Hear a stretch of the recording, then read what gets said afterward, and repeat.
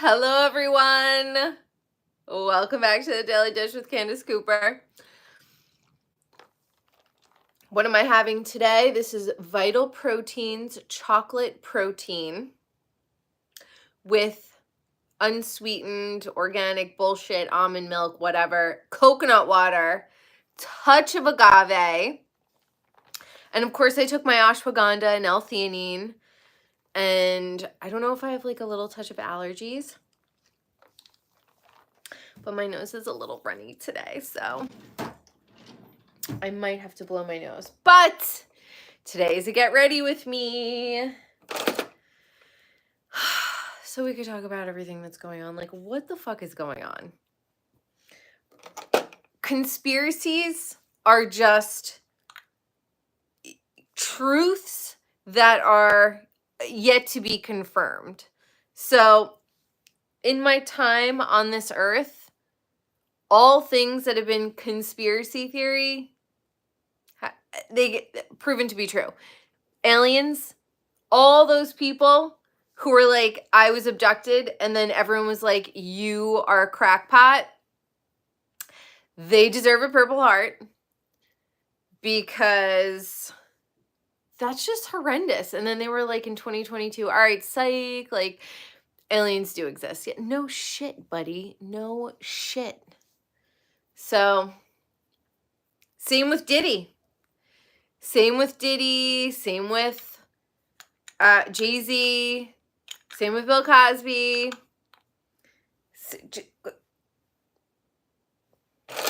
Proven to be right over and over and over again. Harvey Weinstein, that fucking weirdo perv.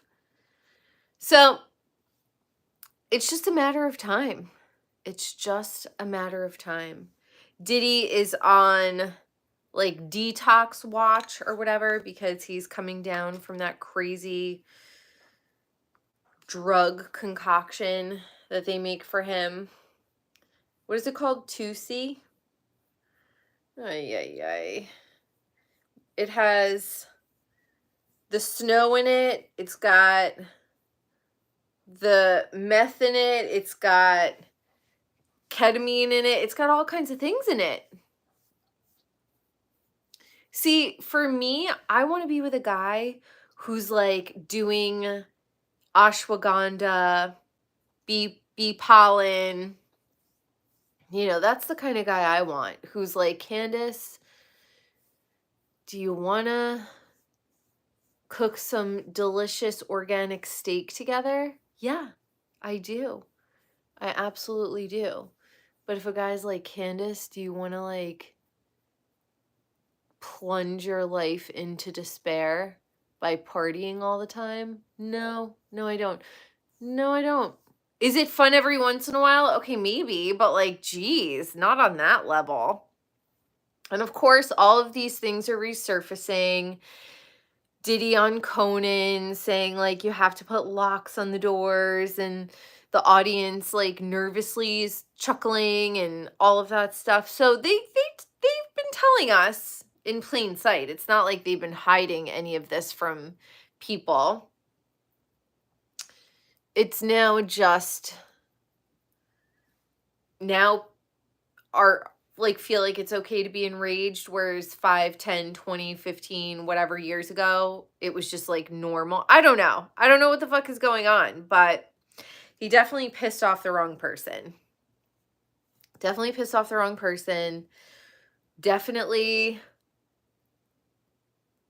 didn't pay his dues, his fees. I don't know why it's finally coming out that all of these men are just complete cretins. But I will say this, I think that the Diddy parties are nothing unlike Errol Flynn parties. So I want us as, like, we need to find land historians and find out, like, what Native American burial ground LA is built upon. Because I've lived in LA twice, and both times I was just horrified at the vibe in LA, like aesthetically, I was like, chef's kiss, this is exactly where I want to live. But then I was in over my head. I just knew it. I was like, oh, no, no, no, no, no. I'm not savvy enough to, like, I'm savvy enough to know that I'm not savvy enough to navigate LA. First of all, I just want to say, baby oil is the worst thing ever. Is it 1987, dude? Seriously? Get some grapeseed oil, get some coconut oil. Like, coconut oil at least has like antimicrobial, benefits to it. So all of those juicy diseases, bleh. You liked and subscribed. Thank you. But yeah, I'm like, he's so gross. I don't think Epstein is dead. I think Epstein is chilling on a fucking island. And I think that that's where Diddy is going to go to. They're going to say like, oh, he, his body couldn't handle the come down from the drugs. And, he passed away from dehydration or some shit like that. And then they're going to wheel him out with the sheet off so we could all see, oh my God, it's Diddy, like they did with Epstein. I'm like, okay. But he's gonna go chill. This is why I say welcome back to the Daily Dish, where we talk all things conspiracy, because I just think that one, this whole Diddy thing is a distraction from something else that's going on, perhaps the election. And I think that he's gonna pass away from coming down from the drugs, but really they're just going to take him to an island and he's going to be debaucherous in secret until he dies of natural causes at like 90. You know what I mean? So I just really like look deeper. It's never just what it is. It's never what it is. Okay. This is the best I could do right now. What's up, everyone? But also, I just want to like reiterate, I did tell a story on my podcast today about that time the producer saw me at an art festival in LA and was like, oh, I want you to come to my house for lunch. And I knew enough to know, like, this guy doesn't think I'm like stunning gorgeous and he's gonna put me in his films. No, he's probably gonna like be a fucking weirdo. So I didn't go to his house for lunch because I felt, even though I was 21, I knew like, no, absolutely not. And he was like, okay, would you feel comfortable if I invited you to this set of a film that I'm working on, which, by the way, had a ton of stars in it. And I did meet a famous person while I was there on set, and it's a very famous film. And I took my manager, and she was with me. And he was like, why don't you come into my trailer? And I went into the trailer, and it was him, the producer, and this other guy. And they basically like propositioned me, but in a very veiled way. He was like, oh, do you know so-and-so? And I was like, oh yeah, I've heard of her. And he was like, well, she's my girlfriend and I just put her in a film and she's going to be like starring in it and blah, blah, blah. And even though I was 21, I knew exactly, I was picking up exactly what he was putting down. And ladies, if you're ever in a situation like that, my biggest advice is to play stupid. I just played dumb. I just was like, wow, that's so cool. Oh my gosh, wow. Like, but I knew exactly what he was saying to me. So I just sat there and completely played dumb. And my manager was waiting outside the trailer, like directly outside the door. And I walked out and I was like, I gotta go home. I gotta go back to the East Coast. I was 21, in over my head. I just knew that I wasn't savvy enough to navigate the treacherous waters of Los Angeles. I just knew. I was like, I'm not smart enough for this. Like, I was like, I'm not smart enough for this. So I went back to Brooklyn, and then I did have one more stint in LA when I was 24. And that was when the market crashed in 2008. And I went back to Brooklyn. And then I met my ex-husband. This is where I'm recounting what happened to me when I lived in LA. But I just knew. I was like, oh, no. But, you know, if you have a mom like Kris Jenner who's savvy and, you know, knows where to be and knows who to talk to and knows who to be friends with, then I could understand. Like, you know, I get it. But the darkness, that was what scared me. I could just tell that if you weren't smart in LA, you would end up like losing your life. When I first moved, or when I was like looking at apartments in LA, that's a crazy story. But I was staying at this couple's apartment with them, and I would see girls like come out in body bags all the time. And it was like these beautiful blonde girls, and they would have like basketball star boyfriends, or like, you know, like athlete boyfriends. But these girls would be in these condos or apartments or whatever in the valley, and they would OD. And I would see them coming out in body bags all the time. And I was like, or the police there, or the paramedics there for like ODs and stuff. And I lived in Brooklyn. I've seen people like shooting heroin on the streets of New York City, and needles in Brooklyn, and crackheads and all of that stuff. But there was something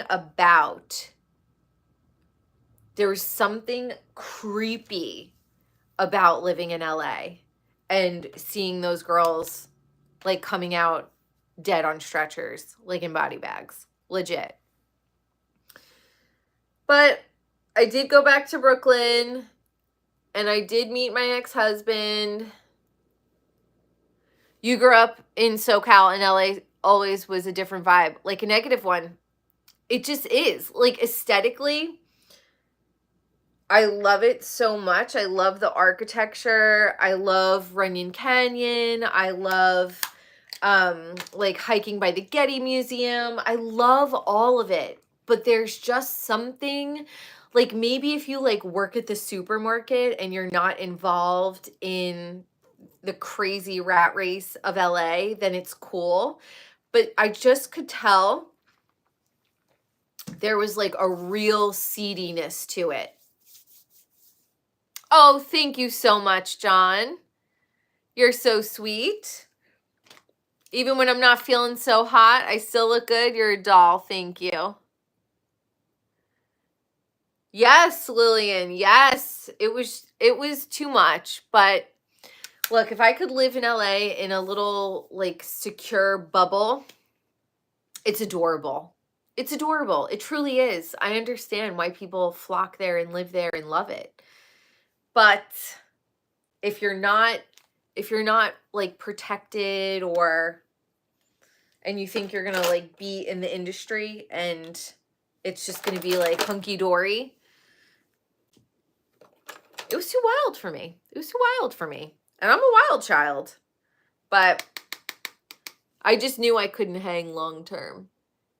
And it breaks my heart to see, well, let's talk about Aaliyah.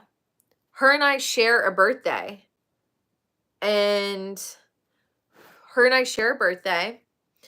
I just look, allegedly, but in my gut, they drugged her and they carried her on the plane, and she didn't want to get on the plane, and it had too much weight in it. And I don't know who came up in Aaliyah's place, but I would love to know if anyone else knows who kind of like, who took over Aaliyah's spot. I just feel like in my heart of hearts, Aaliyah was some sort of sacrifice from Jay-Z and P. Diddy. I just do. Aw, you're sweet. The hot dish. We're dishing it. I just feel like with makeup for me, less is more, you know? Less is more. We're talking about Aaliyah's death and how I'm almost 100% sure it's, look, allegedly, but I just feel like she was their sacrifice. And anyone who thinks like sacrifices don't happen in modern day, oh my goodness, I think that they happen now more than ever. I really honestly do. Oh, I miss her so much. I really do. But let us have our eyes opened. You know, LA is it's not to be underestimated. And if you think that you're going to come to LA from like a cute little Midwestern town and you're going to be able to navigate LA and not get chewed up and spit out, run over, locked into a room where you can't get out of, covered in baby oil, you're wrong. Don't fuck with it. What I've learned in my life is you don't fuck with the woods. You don't fuck with the ocean. You don't fuck with mountains, and you don't fuck with LA. You also don't fuck with DC. You also don't fuck with Big Pharma. Right? Like these, like, know what you're going up against. And to all of you young people who want to go to LA and, you know, make your dreams come true, I get it. I was there. I did it twice. I completely understand. What I do think you should do is, I don't know, take like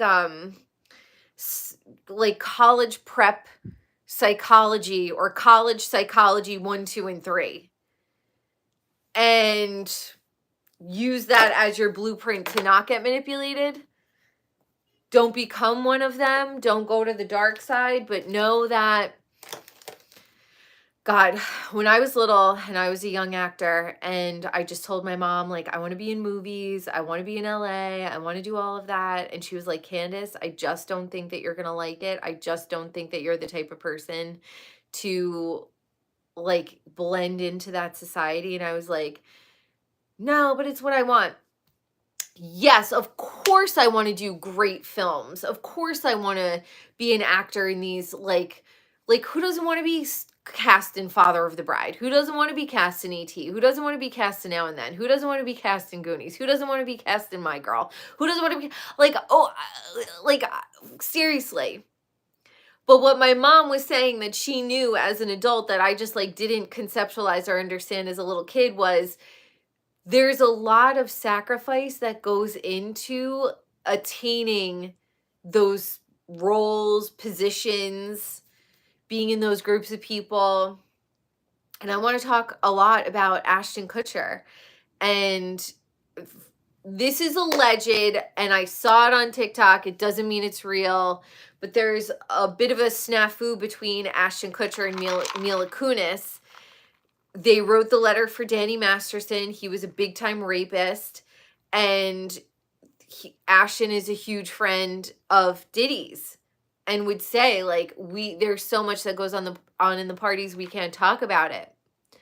Now, Mila, I don't know, this is alleged, but they say she's separating herself from Ashton. So we'll see. But let's not forget that Ashton rolled up to his date, and his date was unalived in her living room. And I'm pretty sure he called Danny Masterson before he called the police. So what the fuck is going on in Hollywood? I don't want to know. I don't want to know. We've came, we saw, we've conquered. Like, we know. I think that if we knew how deep it got, especially when it comes to like politics and media and agendas and all of that stuff, when I just remember thinking when I was a kid, like, religious families not letting their kids listen to like secular music or whatever, and me being like, what a fucking nerd. But now as I get older and I'm like, oh my God, if I had children, they wouldn't be like watching TV, they wouldn't be playing video games, they would be like, I would have made them into nerds. But then I think like you don't want to shelter them because then they don't know how to deal with the manipulative world and cults and all of that stuff. So I don't know. I would be so torn as a parent. But I listen to some of my favorite songs and I'm like, oh my gosh, when you really listen to those words, is that something that I want to be like singing out loud in my car, in my life over and over and over again, like manifesting? No. Sometimes what I'll do is, like, if I love a beat so much, like, I'll sing a more positive message to the same tune. But I'm like, you're taking this really great song away from me because now I hear the lyrics and the words, and it's not something that I want to perpetuate in my life. So, bummer. Yeah. Holly weird. I'd rather just live a normal life. And as I've gotten older, I just realized, just be a good person, do what you can, where you can, how you can, be healthy, go to bed early, keep a small circle, eat real food, good food, take your vitamins, stretch, be financially literate if you can. Blessings to anyone who does want to go into Hollywood. When I think of Amanda Bynes, when I think of, I'm so proud of Lindsay Lohan. She looks fucking amazing. We used to go see and audition together when we were little kids. Our moms would like chit chat on set, whatever. I was never like friends with her or anything, but we both were with Ford, and she's adorable. I'm so happy that Hollywood didn't destroy her. She came out on top. But yeah, who else was I looking at the other day where I was like, whoa, they really like destroy, like Amanda Bynes. Oh, Hayden Panettiere. God bless her. God protect her. Seriously. She was so adorable. She was so... Demi Lovato! The fuck happened to her?